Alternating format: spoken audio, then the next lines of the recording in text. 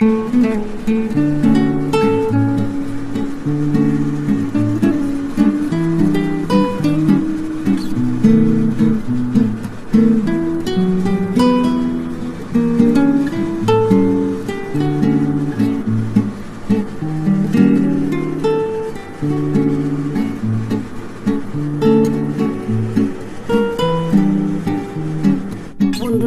তোমরা কেমন আছো? আশা করি তোমরা খুব ভালো আছো। আমিও খুব ভালো আছি।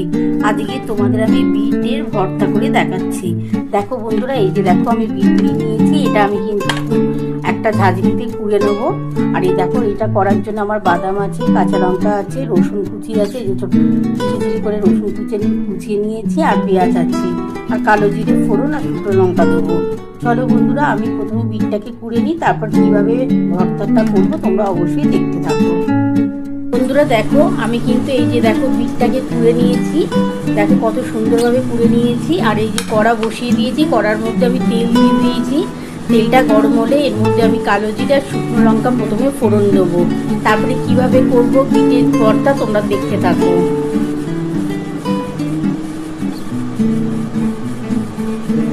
বন্ধুরা দেখো, আমি কিন্তু অল্প করে কালো জিরে ফোড়ন দিলাম, একটা শুকনো লঙ্কা দিয়ে দিচ্ছি,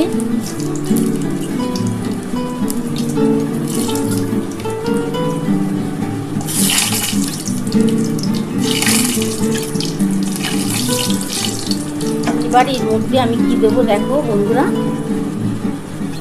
আমি কিন্তু বাদাম নিয়েছি, কিন্তু বাদামটা পরে দেবো। আমি এর মধ্যে প্রথমে কিন্তু রসুন ফোড়ন দিয়ে দিলাম,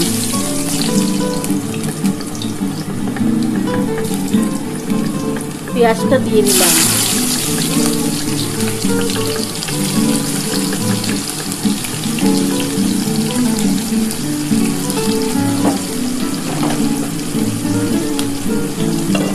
পেঁয়াজ, রসুন, কালো জিরা, শুকনো লঙ্কা ফোড়ন দিয়েছি।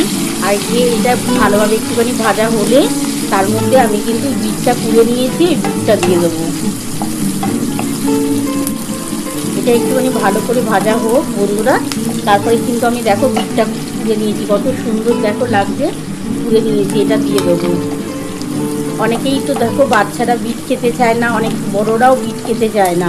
তোমরা যদি বাড়িতে বিটের ভর্তা এইভাবে বানিয়ে নিতে পারো, দেখবে গরম ভাতের সাথে এত ভালো খেতে লাগবে যে তোমাদের মনেই হবে না যে তোমরা মাছ মাংস খাও, এতটাই টেস্ট হয়।